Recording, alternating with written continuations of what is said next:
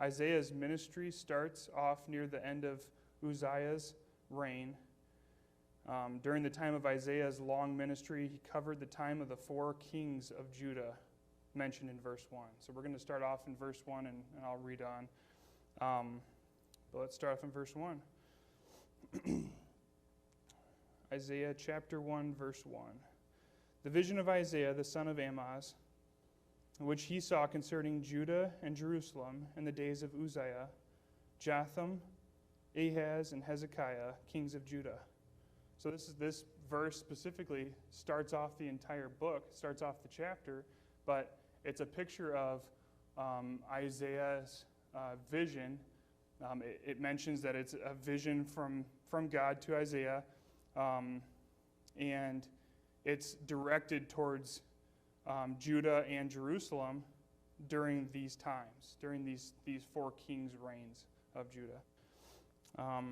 Hear, O heavens, and give ear, O earth, for the Lord hath spoken. I have nourished and brought up children, and they have rebelled against me.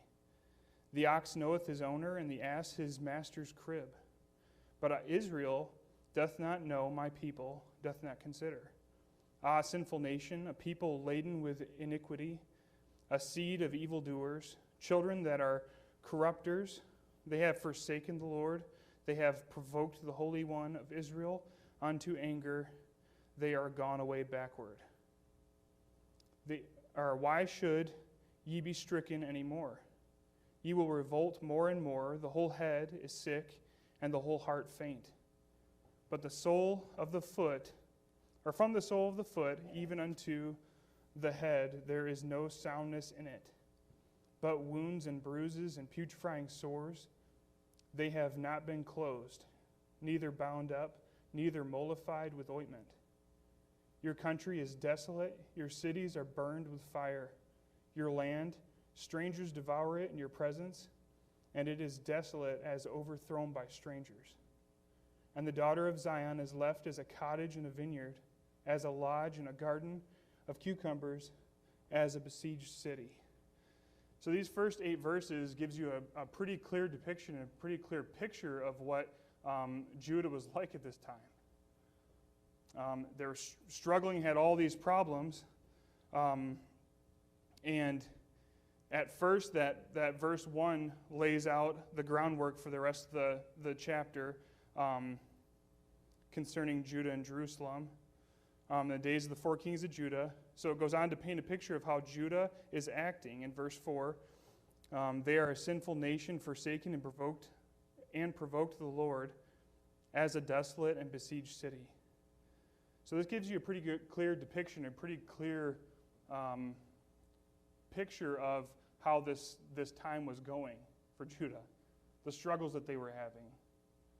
They were falling away from God, completely forsaking Him, completely turned their backs on Him, and they had some struggles because of it. So I forgot to mention at the beginning of this, my actual title for this. It says, "Don't be a dirty Christian." That's my title. I predominantly teach to teens, so it's a little bit of a teen-oriented title, but don't be a dirty Christian. My point 1 is the dirt. So this is really showing you the picture and depiction of Israel or Judah, and showing you the different issues that correspond with how they're living. They've completely turned their backs on the Lord. So that is the dirt. You can see the dirt there.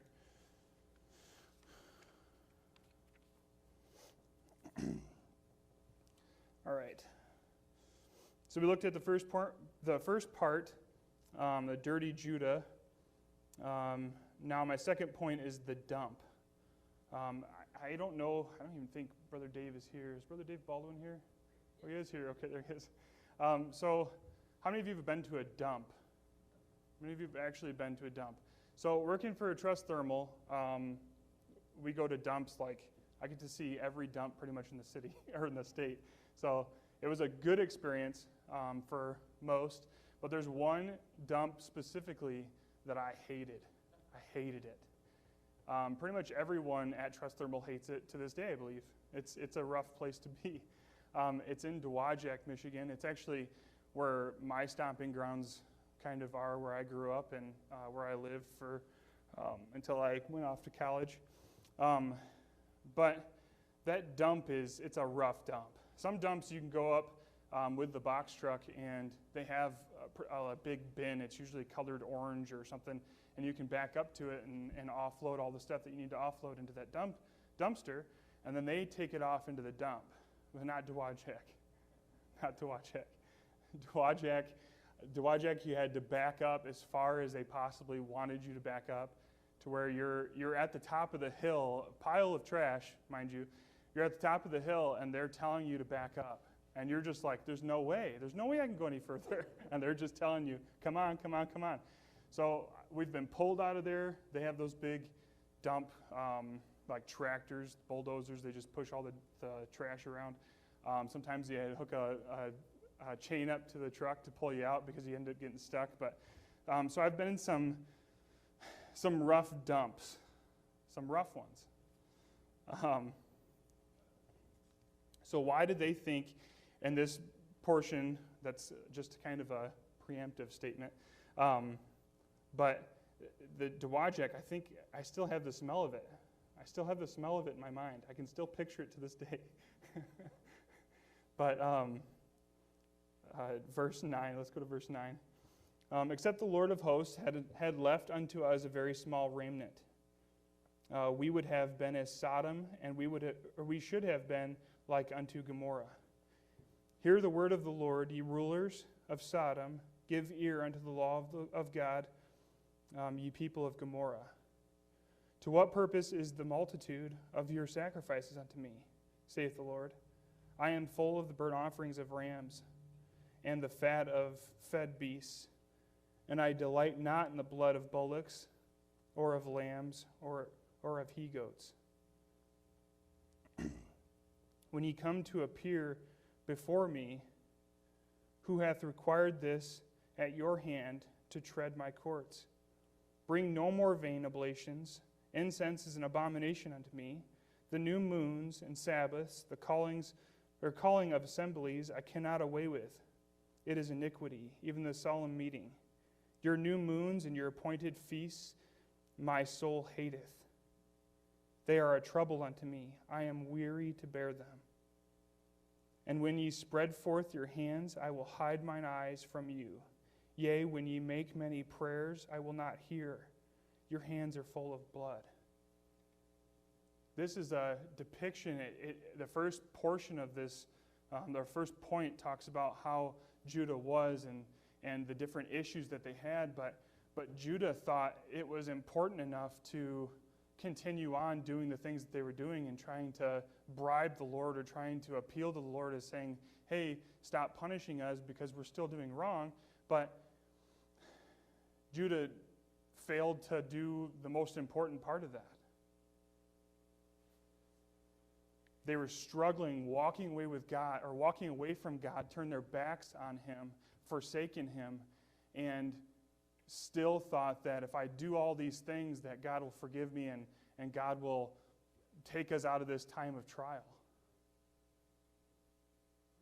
So many times, this is a prophetic book full of prophecy, full of vision, but it's relatable to today. Us as Christians decide at any whim of a moment to think that we can just go about our ways and turn away from God and forsake Him, whether we say we forsake Him or not. But we forsake Him and then still come to church. And we still show up on Wednesday nights. And we still raise our hand when Pastor asks if someone can help him with something. So the children, or the people of Judah were falling away from God on purpose, deciding to turn their backs on Him, and then they decided that we're just going to go about our ways like it's nothing.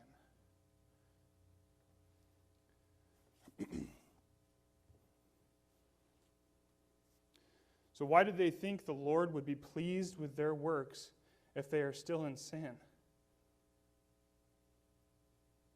It's always easy for us as Christians to look at past times where we've been fallen into sin or falling away from God, and we can say, what an idiot.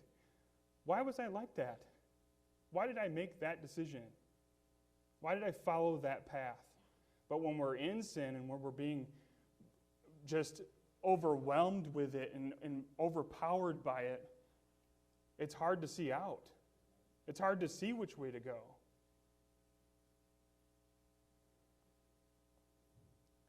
So for some reason, they think that it's okay for them to do this. And in verse 9 and 10, they were so close to the same fate that Sodom and Gomorrah met. So close to it. But for just that very small remnant, kept them from that fate. Kept them from that destruction that they deserve and that we deserve. In verse 11, it says, "What purpose is the multitude of your sacrifices unto me?"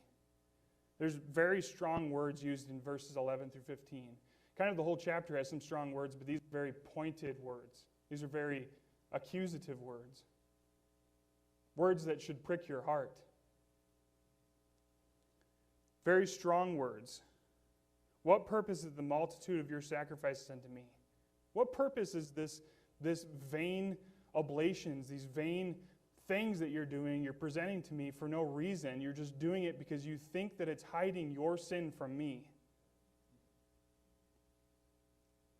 So what makes you guys think as Christians that that's okay to this day?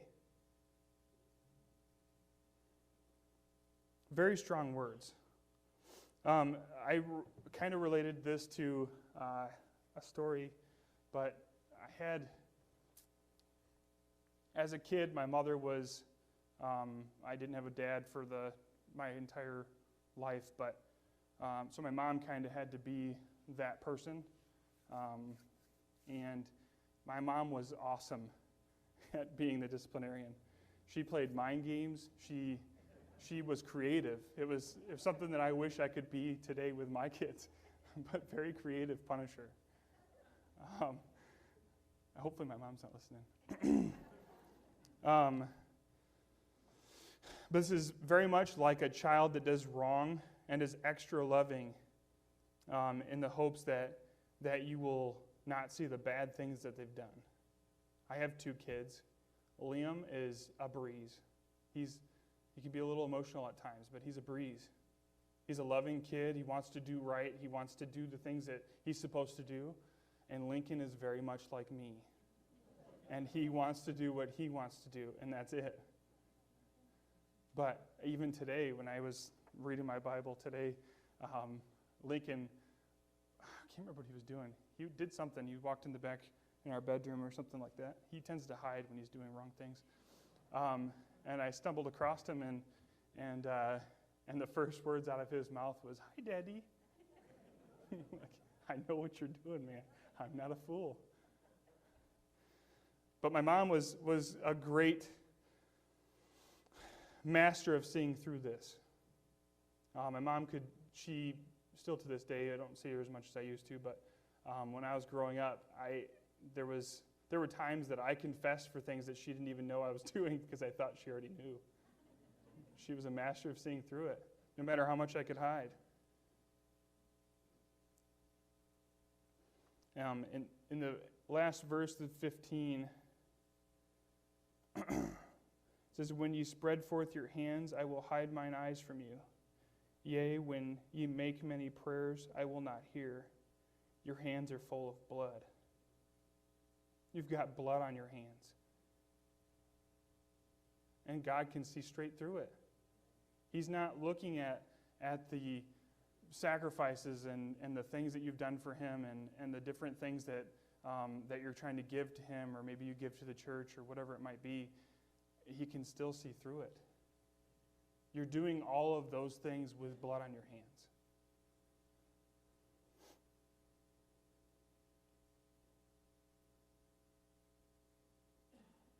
All this sin in your life is not covered with vain oblations or sacrifices.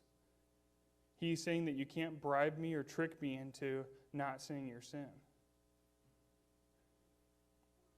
So first we looked at the dirt.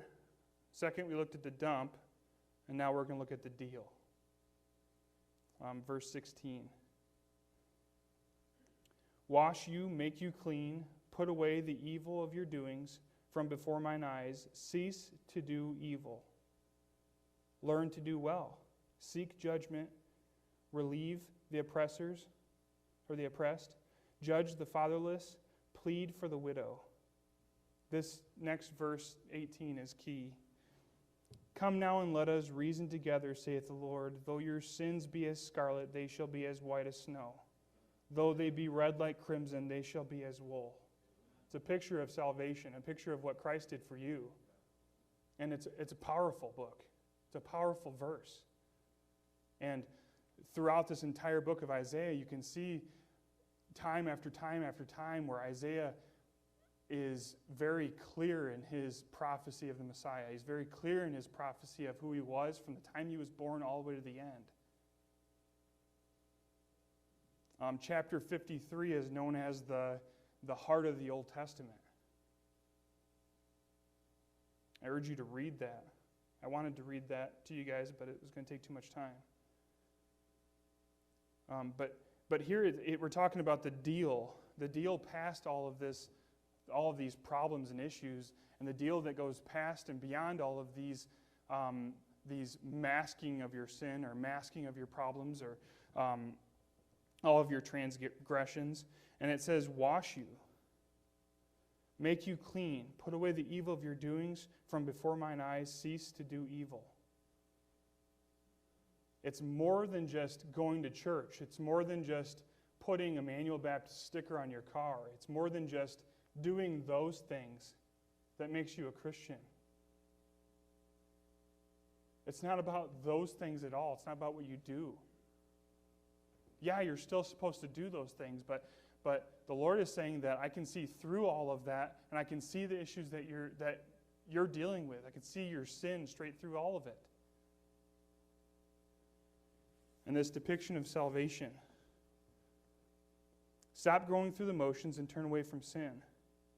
The Bible says, abhor that which is evil, cleave to that which is good. You as Christians, this is, I don't even know. It's a cliche thing to say because it's said so much, but it's true. You should be walking with the Lord, abiding with Him. That should be important to you. That should be everything to you. Every aspect of your life and every direction that you go should be directly impacted by your relationship with the Lord. That's the way it's supposed to be. I've been preaching to teens for, last few years. And that's something that is a common theme of some of the messages that get preached, pretty much all of them, whether it's from me or not, is that your relationship as a teen should be with the Lord first, and that's it. That's where you should be strong in.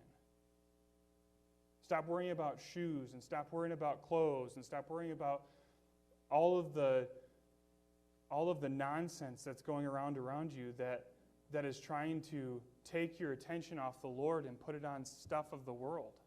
You shouldn't be worrying about those things at all. Your relationship should be strong with the Lord so that every decision that you make from here on out will be directly impacted by Him and Him alone.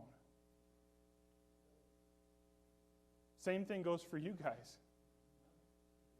Just because you're older and wiser doesn't mean that you don't fall into sin sometimes. But your relationship with the Lord should be directly impacting all of the relationships that you have. It should be directly impacting all of the decisions that you make. It should be paramount in your life. They have to turn back to Him with all of themselves.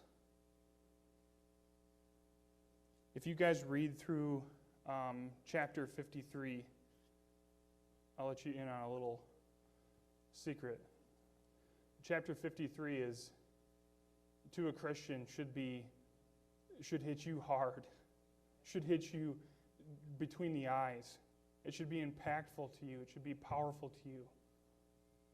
And me, as a 30-year-old man with a beard that probably scares some people off. I can't hold back the tears when I read it. Because it's a picture of everything that Jesus has done for you. Everything. And this is just, verse 18 is just a little snippet. Just a little snippet of it. You can't be saved by going through the motions. You have to be washed clean through Jesus. So the decision here comes to verse 19. If ye be willing and obedient, ye shall eat the good of the land. But if ye refuse and rebel, ye shall be devoured with the sword. For the mouth of the Lord hath spoken it. So these people in this time of Judah were falling away from God, directly turning their backs on Him,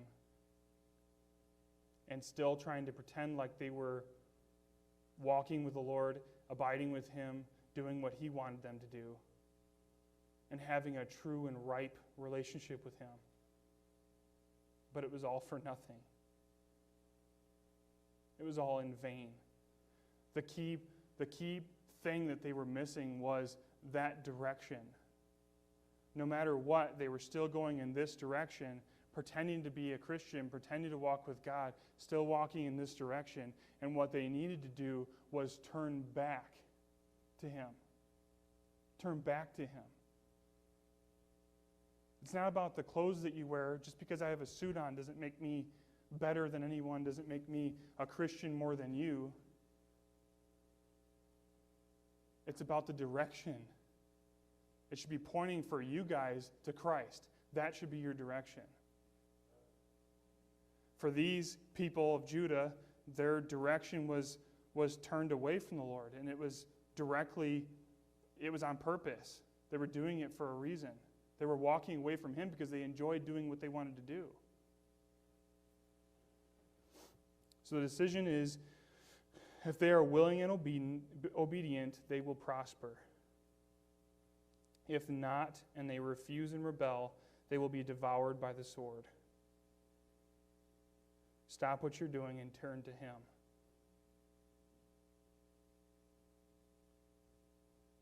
This should be an important enough thought in your mind to even on a daily basis have to remind yourself that this isn't for me, this is for Him. My footsteps should be leading towards Him. Get rid of all of the stuff that you have. All of the stuff that you have that turns your eyes away from God. Get rid of it. It's not worth it. I had to turn away the distractions of this world for a couple days to prepare for a message. I had to delete apps from my phone that constantly ring and go off because there's a political crisis going on right now. And everybody's losing their minds. And still my phone just rings and rings and rings just because of that. I just had to turn my back on all of that and focus on Him. That's where our focus should be, and it shouldn't just be because I'm writing a message. It should be every day. That stuff is needless, useless. It directs you and your mind towards the things of the world. God is the one that sits on the throne, not President Trump and not President-elect Biden, whatever his name is. So that should not be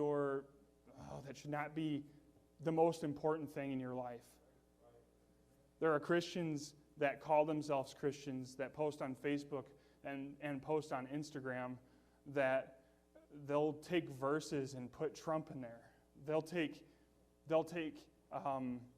pictures that are supposed to be whatever they are, for whatever it's worth, but the pictures that have a halo around Trump or an aura of God around him. If he walks with the Lord, great, awesome. I want that for a leader in our country. But it doesn't mean that I have to completely turn my back on God because I'm so worried about what's going to happen in this country. That should be the first and foremost thing of your day, as just walking with Him. Turn your back on all the things of the world. Turn your face to God. Are you a dirty Christian? Are you dealing with a sin? Are you going through the motions? The Bible says to wash yourselves and cease to do evil. Turn back to God and get rid of those things in your life that are coming between you and a right relationship with Him.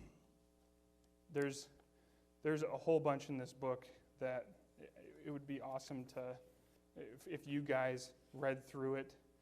I'm sure most of you probably have, but Isaiah is a powerful book. Isaiah 53 should bring you to your knees. So I challenge you guys to read that. Challenge you guys to turn off the things of this world. Turn off Facebook and Instagram. Just try it for a month. Try to get away from Fox News and everything else.